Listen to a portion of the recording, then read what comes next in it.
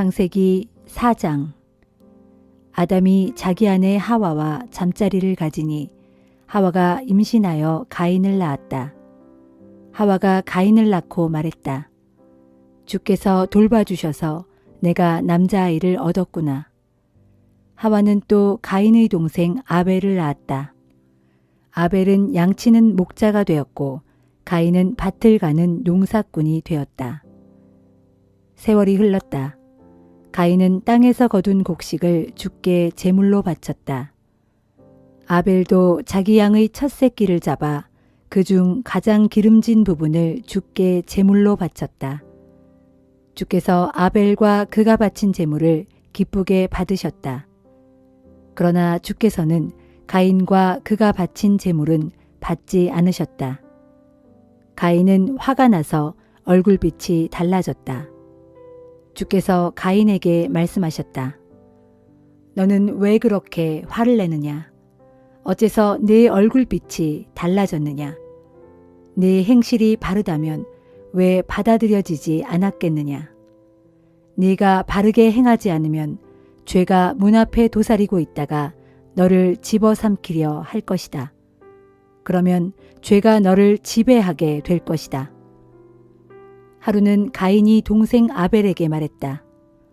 아벨아, 우리 함께 들판으로 나가자.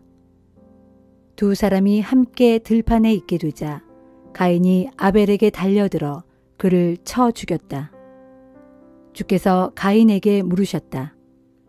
가인아, 네 동생 아벨은 어디 있느냐? 가인이 대답했다. 저는 모릅니다. 제가 제 동생을 지키는 사람이라도 됩니까? 주께서 말씀하셨다. 너는 어쩌자고 그런 짓을 저질렀느냐? 내 동생의 피가 땅에서 나에게 울부짖고 있구나. 가인아, 너는 이제 땅의 저주를 받을 것이다. 땅이 입을 벌려 네가 흘리게 한 동생의 피를 받아 마셨다. 그러므로 네가 땅을 갈아도 땅은 네게 소산물을 내지 않을 것이다. 이제 너는 땅에서 정처 없이 헤매는 방랑자 신세가 되리라. 가인이 주께 말하였다. 제게 내리신 벌이 너무나 무겁습니다. 주께서 이 몸을 땅에 붙어 살지 못하도록 내모시니 저는 얼굴을 들고 다니지 못할 것입니다.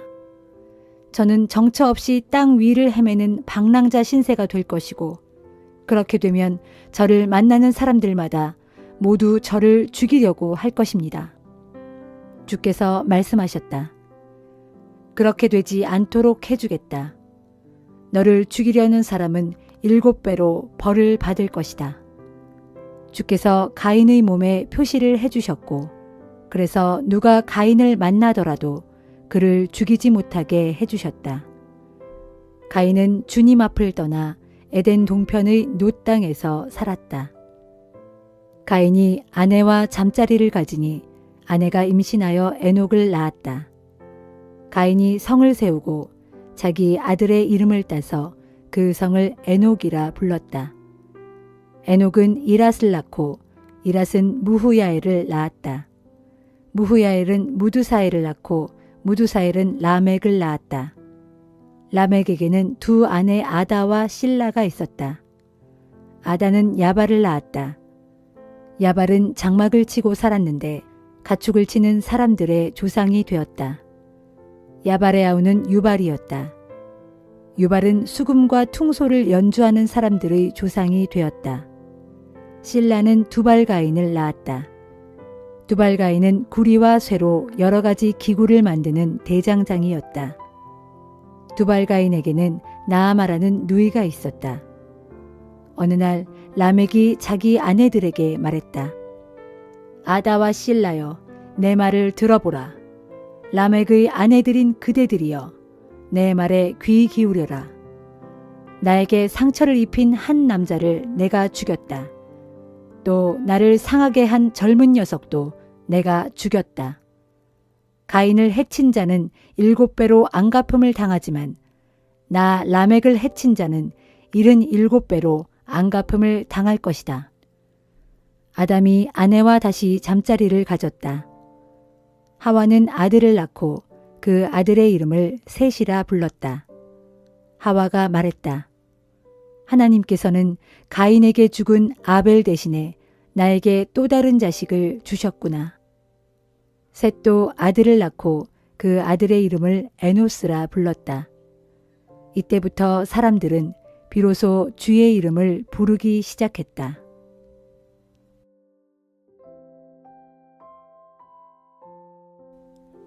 마태복음 4장. 요단강에서 세례를 받으신 후 예수께서는 성령에 이끌려 유대 광야로 나가셔서 마귀에게 시험을 받으셨다. 예수께서 밤낮 40일 동안 금식하시니 배가 무척 고프셨다. 바로 그때 시험하는 자가 예수께 다가와 말하였다. 만일 네가 하나님의 아들이라면 이 돌들에게 빵이 되라고 명령해 보아라. 예수께서 대답하셨다. 성경에 기록되기를 사람이 빵으로만 사는 것이 아니라 하나님의 입에서 나오는 모든 말씀으로 산다 하였다. 그러자 마귀는 예수를 거룩한 도성으로 데리고 가서 예루살렘 성전 지붕 위에 세워놓고 말하였다. 만일 네가 하나님의 아들이라면 여기에서 한번 뛰어내려 보아라. 성경에 기록되기를 주께서 너를 위해 천사들에게 명령하실 것이다. 그리하면 천사들이 너를 붙잡아 네 발이 돌에 부딪히지 않도록 할 것이다. 라고 되어 있지 않느냐. 예수께서 대답하셨다. 성경에 또 기록되기를 주 너의 하나님을 시험하지 말라 하였다. 그러자 마귀는 다시 예수를 아주 높은 산으로 데리고 올라가더니 세상의 모든 나라들과 그 영광스러운 모습을 보여주며 말하였다. 만일 네가 나한테 무릎을 꿇고 엎드려 경배하면 이 모든 것들을 너에게 주겠다. 예수께서 대답하셨다. 사탄아 물러가라. 성경에 기록되기를 오직 주 내 하나님께만 경배하고 그분만을 섬겨라 하였다. 그러자 마귀는 떠나가고 천사들이 와서 예수께 시중을 들었다. 예수께서 세례 요한이 잡혔다는 소식을 들으시고 유대에서 갈릴리로 돌아가셨다. 그러나 곧 고향 나사렛을 떠나 스불론과 납달리 지역의 갈릴리 호숫가에 있는 가버나움으로 가서 사셨다. 이것은 이사야의 예언을 이루시려는 것이었다. 스불론과 납달리 지역, 요단강 건너편, 갈릴리 바다로 가는 길목, 그리고 이방 사람들이 사는 갈릴리 지역이여. 어둠 속에서 헤매는 백성들이 큰 빛을 보았고 그늘진 죽음의 땅에서 살아가고 있는 사람들에게 영광의 빛이 비쳤도다. 이때부터 예수께서 비로소 말씀을 전파하기 시작하셨다. 회개하십시오. 하늘나라가 가까이 이르렀습니다. 어느 날 갈릴리 바닷가를 지나시던 예수께서 배에서 그물을 던지고 있는 두 형제를 보셨다. 베드로라고도 불리는 시몬과 그의 동생 안드레였다. 그들은 갈릴리 바다의 어부였다. 예수께서 그들 두 형제를 향해 말씀하셨다. 나를 따라오시오. 내가 당신들을 사람 낚는 어부로 만들어 주겠소. 그러자 그들은 즉시 그물을 버려두고 예수를 따라 나섰다. 예수께서 갈릴리 바닷가를 따라 조금 더 내려가시다가 야고보와 요한 형제를 만나셨다. 그들은 아버지 세베대와 함께 그물을 손질하고 있는 중이었다. 그러나 예수께서 따라오라고 부르시자 그들은 배와 아버지를 남겨놓은 채 즉시 예수를 따라 나섰다. 예수께서는 갈릴리 지역을 두루 다니시면서 회당에서 가르치시고 하늘나라의 복음을 선포하셨다. 또 사람들의 갖가지 질병을 고쳐주시기도 하셨다. 예수에 관한 소문이 사방으로 퍼져나가니 멀리 시리아 지방에서까지 병을 고치려고 예수께로 몰려왔다. 예수께서는 온갖 병에 걸려 신음하는 환자들, 귀신 들린 사람들, 간질병자들과 중풍병자들까지 다 고쳐주셨다. 그리하여 갈릴리, 데가볼리, 예루살렘, 유대, 요단강 건너편 지역에서 온 수많은 사람들이 예수를 따랐다.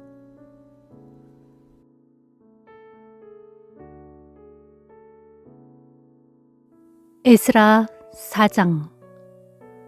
그때의 유다와 베냐민 사람들의 대적들은 바벨론의 포로 생활에서 돌아온 이스라엘 사람들이 자기들의 하나님께 제사를 드리기 위해 다 함께 힘을 합쳐 주의 성전을 짓고 있다는 말을 들었다. 그래서 그들은 수룹바벨과 가문의 족장들에게 찾아와 말했다. 우리도 여러분을 도와 하나님의 성전을 재건하는 일에 참여할 수 있게 해주시오. 아시리아 왕 에살핫돈이 우리를 이 땅에 데려다가 정착하게 한 때로부터 우리도 여러분이 그랬던 것처럼 줄곧 하나님께 제사를 드려왔으니 말이오. 그러나 수룹바벨과 예수아와 이스라엘 가문의 족장들은 그들의 제의를 거절하며 말했다. 당신들은 하나님의 성전을 짓는 일에 아무런 상관이 없습니다.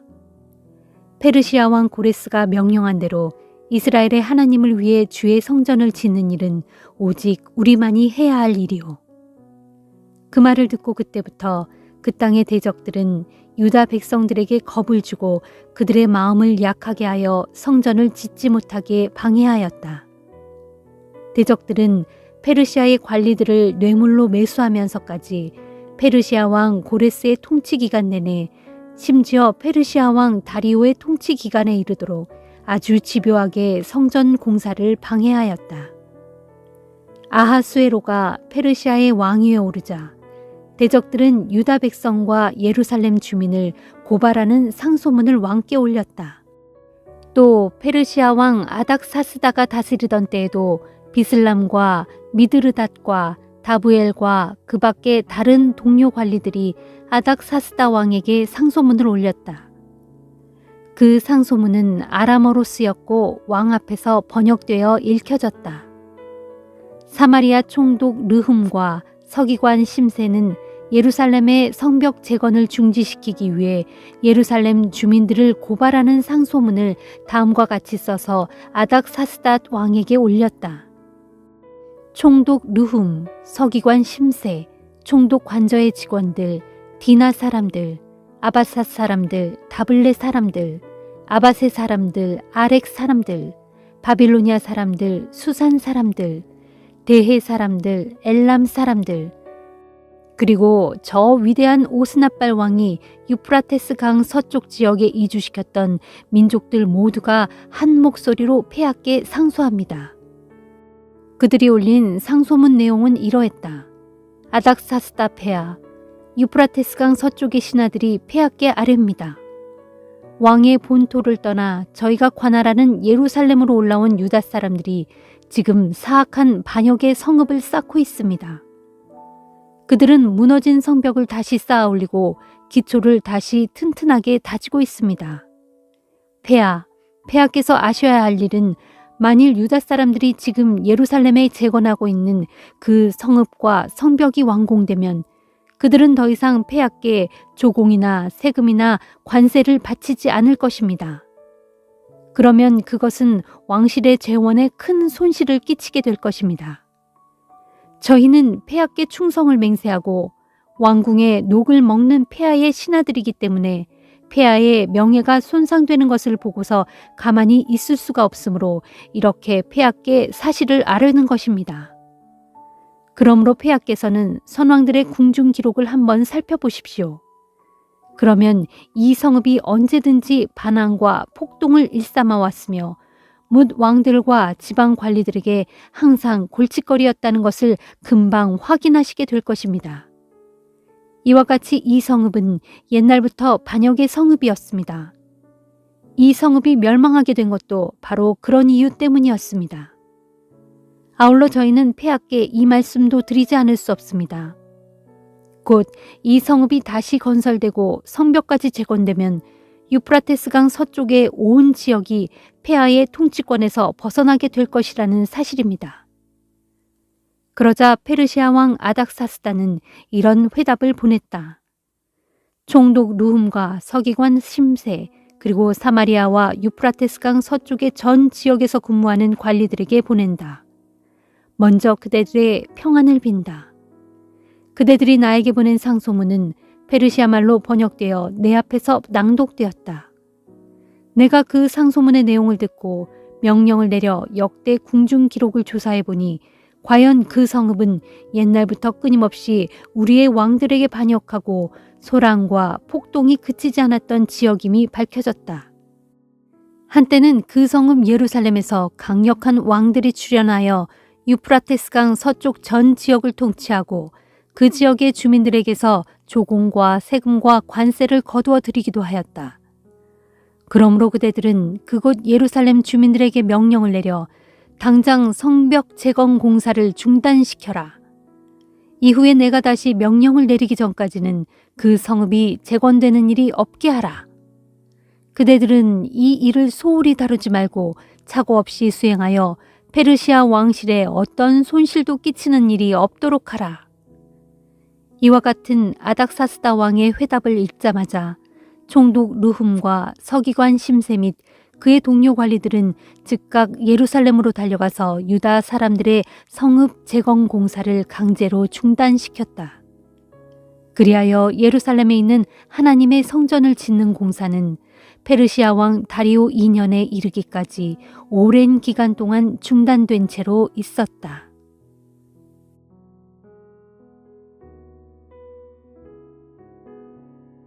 사도행전 4장. 베드로와 요한이 성전의 솔로몬 행각에서 아직도 사람들을 향해 말하고 있을 때 제사장들과 성전 경비대장과 사두개파 사람들이 몰려왔다. 그들은 두 사도가 사람들에게 예수 그리스도의 죽음과 부활에 대해 가르치고 선포하는 것에 격분해서 두 사도를 붙잡아 끌고 갔다. 날이 이미 저문 뒤였으므로 그들은 두 사도를 다음 날까지 감옥에 가두어 놓았다. 하지만 두 사도의 설교를 들은 사람들 가운데 많은 사람들이 믿게 되었는데 새로 믿음을 갖게 된 사람들이 남자만도 5,000명이나 되었다. 이튿날 온 유대 지도자들과 장로들과 율법 교사들이 예루살렘에 모였다. 대제사장 안나스를 비롯하여 가야바와 요한과 알렉산더, 그 밖에 대제사장 가문에 속하는 사람들이 모두 참석했다. 공회가 열리자 그들은 두 사도를 가운데 세워놓고 신문하기 시작했다. 너희는 무슨 권한으로 또 누구의 이름으로 이런 일을 하고 있느냐? 그때 베드로가 성령이 충만하여 그들에게 대답했다. 존경하는 이 나라의 지도자들과 장로 여러분, 오늘 우리가 신문을 받는 것이 안진뱅이 거린에게 선한 일을 베풀었기 때문이고 그가 어떻게 해서 낫게 되었는지를 묻고 계시는 것이라면 나는 여러분과 온 이스라엘 백성에게 분명히 말씀드릴 수 있습니다. 장애자였던 저 사람이 성한 몸으로 여러분 앞에 서게 된 것은 여러분이 십자가에 못 박은 그 사람, 곧 나사렛 예수의 이름과 그 능력으로 그리 된 것입니다. 여러분은 그분을 십자가에 못 박아 죽였지만 하나님께서는 죽었던 그분을 무덤에서 다시 살리셨습니다. 이분 예수께서는 집 짓는 자들이 쓸모없다고 버린 돌이었지만 마침내 집 모퉁이의 머릿돌이 되신 분입니다. 그러므로 그분 예수 그리스도의 이름이 아니고서는 어느 누구에게서도 구원을 받을 수 없습니다. 하늘 아래에 우리를 구원할 수 있는 이름은 오직 예수뿐입니다. 그 이름 밖에는 세상에 어떤 다른 이름도 인간에게 주어진 일이 없습니다. 그들은 아무 교육도 받지 못한 베드로와 요한이 그처럼 확신 있게 말하는 것을 보고는 깜짝 놀랐다. 하지만 그럴 수 있는 것은 두 사람이 예수와 함께 지냈었기 때문이라는 것을 인정할 수밖에 없었다. 더군다나 병고침을 받은 당사자가 두 사람 곁에 서 있는 것을 보고는 더 이상 트집 잡을 말이 없었다. 그래서 그들은 두 사도를 공회 밖으로 내보낸 뒤 자기들끼리 서로 의논했다. 저 사람들을 어떻게 하면 좋겠소?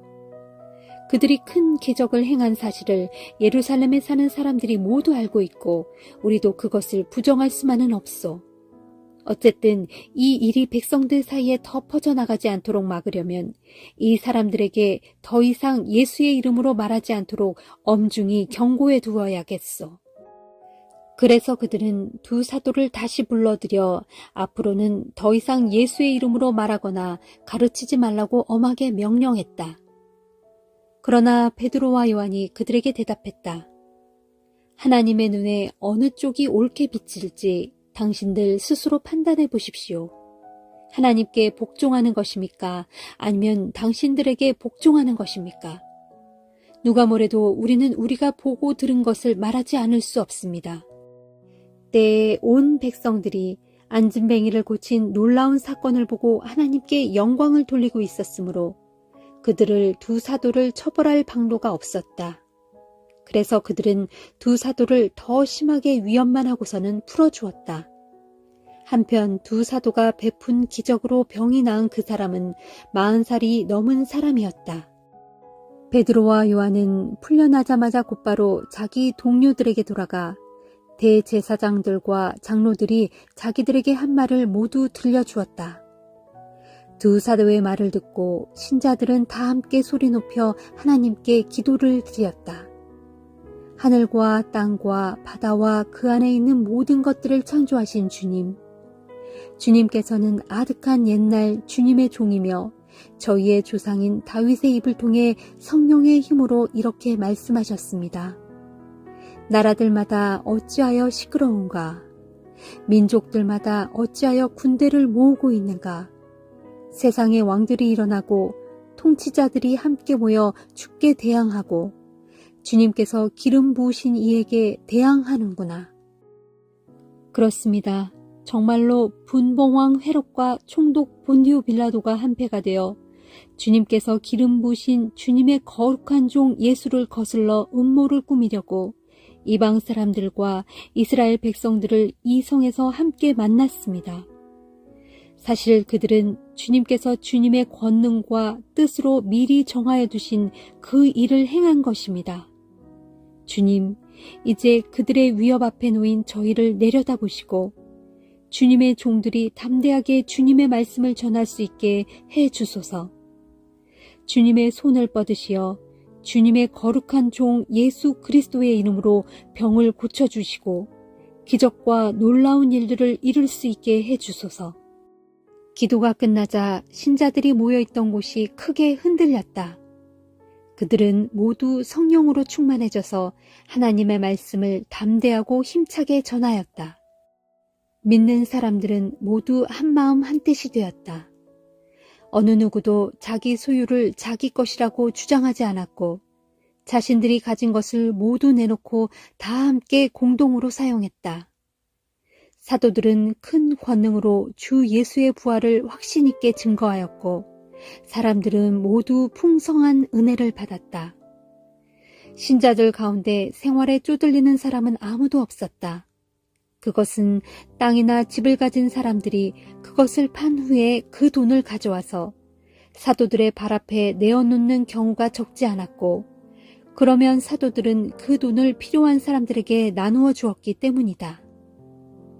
당시 키프로스 섬 출신으로 레위 지파에 속하는 요셉이라는 사람이 있었고 사도들은 그를 바나바라고 불렀는데 바나바는 위로의 아들이란 뜻이다.